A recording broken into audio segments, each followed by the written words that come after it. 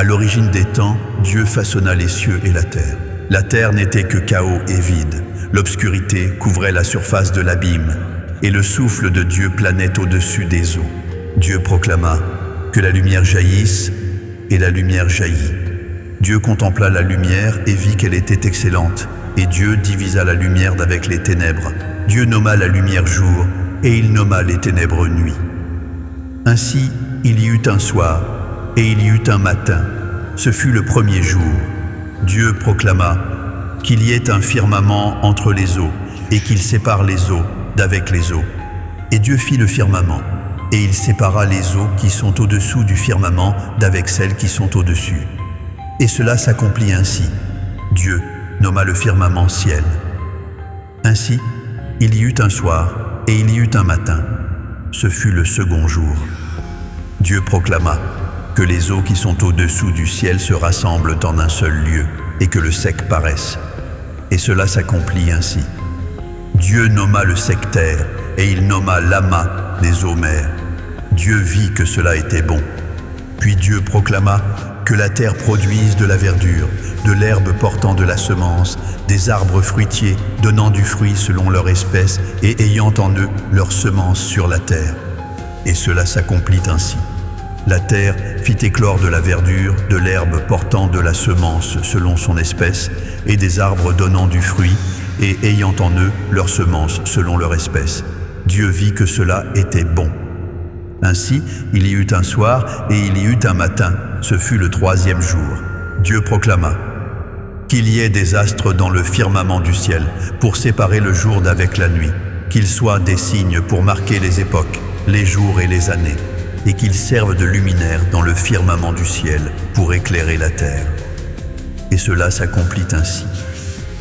Dieu façonna les deux grands astres, le plus grand pour présider au jour et le plus petit pour présider à la nuit. Il fit aussi les étoiles. Dieu les plaça dans le firmament du ciel pour éclairer la terre, pour présider au jour et à la nuit, et pour séparer la lumière d'avec les ténèbres. Dieu vit que cela était bon. Ainsi, il y eut un soir et il y eut un matin. Ce fut le quatrième jour. Dieu proclama que les eaux foisonnent d'animaux vivants et que des oiseaux volent sur la terre vers le firmament du ciel.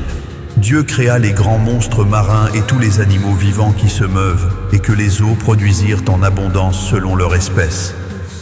Il créa aussi tout oiseau ailé selon son espèce. Dieu vit que cela était bon. Dieu les bénit en disant « Soyez féconds, multipliez et remplissez les eaux des mers, et que les oiseaux multiplient sur la terre. » Ainsi il y eut un soir et il y eut un matin. Ce fut le cinquième jour. Dieu proclama que la terre produise des animaux vivants selon leur espèce, du bétail, des reptiles et des animaux terrestres selon leur espèce. Et cela s'accomplit ainsi. Dieu fit les animaux de la terre selon leur espèce, le bétail selon son espèce et tous les reptiles de la terre selon leur espèce.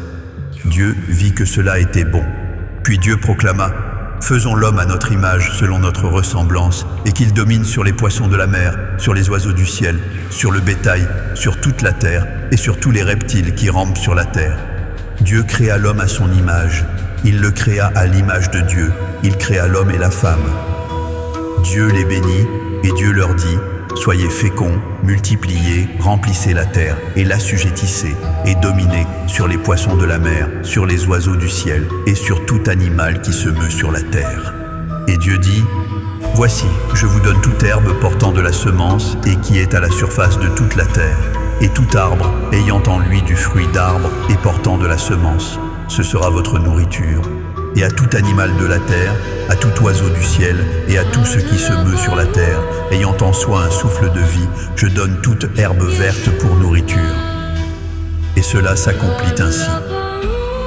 Dieu contempla tout ce qu'il avait fait, et voici, cela était très bon. Ainsi, il y eut un soir, et il y eut un matin. Ce fut le sixième jour.